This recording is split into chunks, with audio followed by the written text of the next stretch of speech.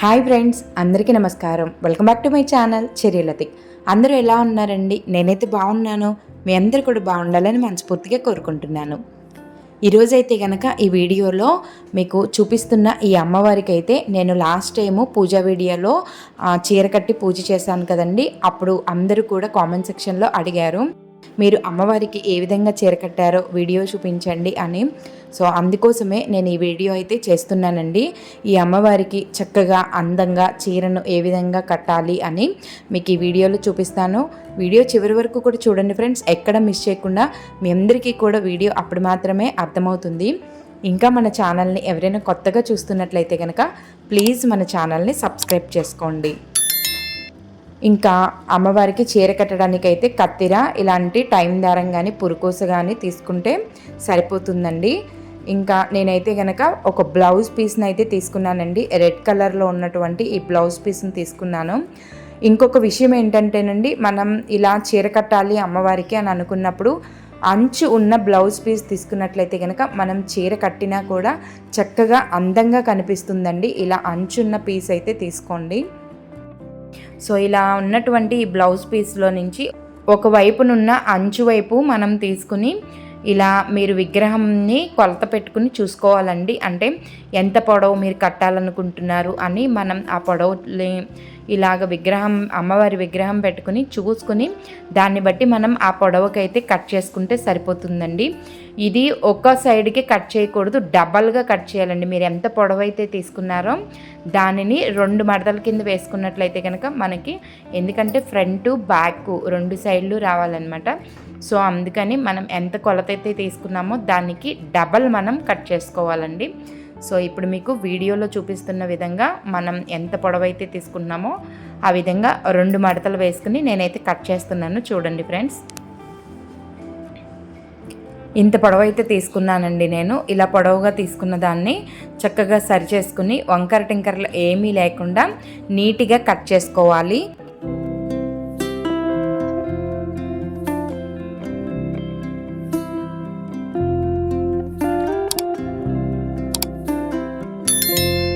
ఇలా కట్ చేసేసుకున్న తర్వాత చూస్తున్నారు కదండి, ఈ పీస్ అయితే కనుక మనకి ఇట్లా నేను 2 భాగాల కింద వేసి కట్ చేసుకున్నాను కదా. సో మొత్తం కంప్లీట్గా ఓపెన్ చేసినట్లయితే జాకెట్ పన్నా లెక్కన మనకి ఈ విధంగా వస్తుందండి. ఇప్పుడు మనం చీర కట్టడానికైతే ఈ పీస్ని తీసుకున్నాము. సో దీనిని మనం ఏం చేయాలంటేనండి, ఇలా చిన్నగా కుర్చీలు పెట్టుకోవాలన్నమాట.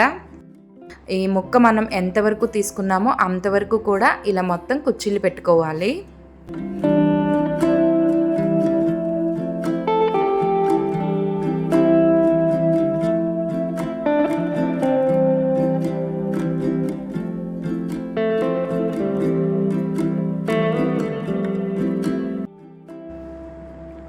ఇలా మొత్తం అంతా కుర్చీలు పెట్టుకున్న తర్వాత ఒకసారి మొత్తం అన్నీ ఒకటే లైన్లో వచ్చేటట్టు సరి చేసుకోవాలండి. సరి చేసుకున్న తర్వాత మనం 2 వైపులా కూడా క్లిప్పులు అనేది పెట్టుకున్నట్లయితే కనుక మనకి కుర్చీలు అనేవి కదలకుండా ఉంటాయండి. సో పైన పెట్టుకున్న తర్వాత అదేవిధంగా కింద కూడా కుర్చీలు మొత్తం అన్నీ కూడా సరి చేసుకోవాలండి. చక్కగా సరి చేసుకుని కింద కూడా ఒక క్లిప్ అయితే పెట్టుకోవాలి.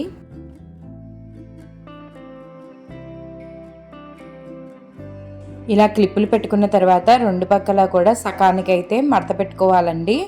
అలాగే మనము ఇలా ఒక థ్రెడ్ని కానీ లేదా పురుకోసైనా తీసుకోవచ్చండి.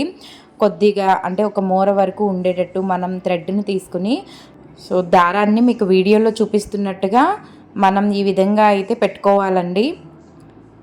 ఇలా దారం మనం పెట్టుకున్న తర్వాత ఈ 2 క్లిప్పులు కూడా తీసేయాలండి. మీకు ఇక్కడ ఇంకొక విషయము, ఇలా అంచు వచ్చినది ఫ్రంట్ వైపుకు ఉండాలండి, అంచు లేనిది బ్యాక్ సైడ్కి ఉండాలన్నమాట. చాలామంది ఇలా వీడియోలో చూపిస్తూ ఉంటారు ఇలా 2 సకాలుగా వేసినప్పుడు. అలా మనం ఇలా డైరెక్ట్గా కట్టేసినట్లయితే కనుక ఒక పక్క అంతా కూడా అంచు కనిపిస్తుందండి, రెండో పక్క అంతా కూడా ప్లెయిన్గా కనిపిస్తుంది. అలా అయితే బాగోదండి అసలు. సో అందుకని అలా కాకుండా ముందు వైపుకి మనం అంచు వచ్చేటట్టు ఉంచుకోవాలి. అంచు లేని సైడ్ని లోపల భాగానికి పెట్టుకోవాలండి. ఇలా పెట్టుకున్న తర్వాత ఈ దారం మీద నుంచి మనం ఈ కుచ్చులు పెట్టుకున్నాం కదండి, ఆ కుచ్చుల్ని ఇప్పుడు మీకు వీడియోలో చూపిస్తున్న విధంగా ఒకదాని పక్కకి ఇంకొకటి కుచ్చులు జరుపుతూ ఉండాలన్నమాట. మనం ఎన్ని కుచ్చులు అయితే పెట్టుకున్నామో అన్ని కుచ్చుల్ని కూడా వరుసగా వచ్చేటట్టు మనం ఈ విధంగా అయితే సరి చేసుకోవాలండి.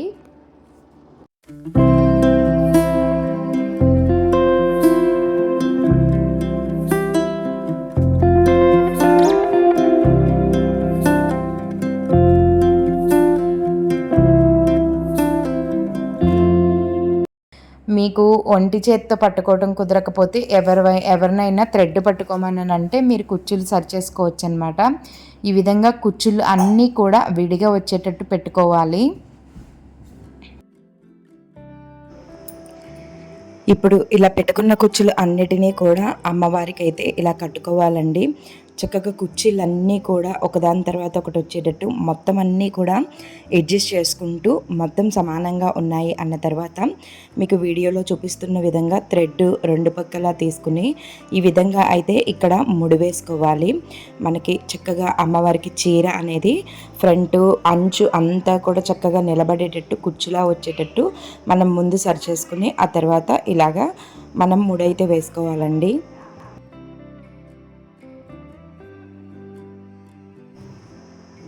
చూడండి చీర మొత్తం కూడా ఎంత అందంగా వచ్చిందో కదా. కుచ్చులన్నీ కూడా చక్కగా నీట్గా మళ్ళీ ఇంకొకసారి సెట్ చేసుకున్నట్లయితే కనుక మొత్తం చాలా బాగుంటుందండి. ఇంకా మనం కింద చీర పార్ట్కైతే కట్టాం కదండి, పైన పౌటుకైతే నేను అందులోనే తీయలేదు, ఎందుకంటే కుచ్చులు బాగా ఎక్కువ కనిపిస్తే అందంగా ఉంటుందని నేను అందులో అయితే చీర తీయకుండా విడిగా రెండో పక్క అంచు ఉంది కదండి, ఆ అంచు పొడవైతే గనక ఇలా ఒక చిన్న ముక్కని 2 మడతల కింద అయితే తీసుకున్నాను. ఇలా తీసుకున్న ఈ అంచు ముక్కు ఉంది కదండి, దీనినే నేను పౌటు కింద అయితే అమ్మవారికి కడతానండి. ఇలా తీసుకున్న ఈ బ్లౌజ్ పీస్ని మనం ఇంకొక 2 మడతల కింద అంటే సగానికి వేసుకోవాలి. ఇంత అంచు అయితే కనుక పెద్దదైపోతుంది కదండి, అందుకని ఇలా సగానికి మడత పెట్టుకొని అలా మడత పెట్టుకున్న బ్లౌజ్ పీస్ని వెనక భాగం నుంచి ఎదరకి 2 సమానంగా ఉండేటట్టు ఈ విధంగా అయితే మనం వేసుకోవాలండి. ఆ తర్వాత మీరు అమ్మవారికి మీ దగ్గర ఉన్నటువంటి ఆభరణాలతోటి అమ్మవారిని చక్కగా అలంకరించుకోవచ్చు. ఇంకా నేనైతే కనుక అమ్మవారికి ఎంతో అందంగా ఉన్నారు అని అనిపించింది, అందుకనే చిన్నగా దిష్టి చుక్కనైతే పెట్టానండి. చాలా అంటే చాలా అందంగా ఉన్నారు ఎర్రటి చీరలో ఈ అమ్మవారు. మీకు చూస్తుంటేనే తెలుస్తుంది కదండి. మనం ఇంట్లోని అటువంటి అమ్మవారి విగ్రహానికి ఈ విధంగా అయితే చక్కగా చీరను కట్టుకుని ఎంతో సంతోషపడొచ్చండి. సో వీడియోలో చీర ఏ విధంగా కట్టాలి అని నేను క్లియర్గా అయితే చూపించాను. మీ అందరికీ కూడా అర్థమైందనే అనుకుంటున్నాను ఫ్రెండ్స్. వీడియో కనుక మీకు నచ్చినట్లయితే ప్లీజ్ ఒక లైక్ చేయండి. ఇలాంటి మరిన్ని వీడియోల కోసం మన ఛానల్ని సబ్స్క్రైబ్ చేసుకోవడం మర్చిపోకండి ఫ్రెండ్స్. ప్లీజ్ లైక్ చేయడం మర్చిపోకండి. Thank you.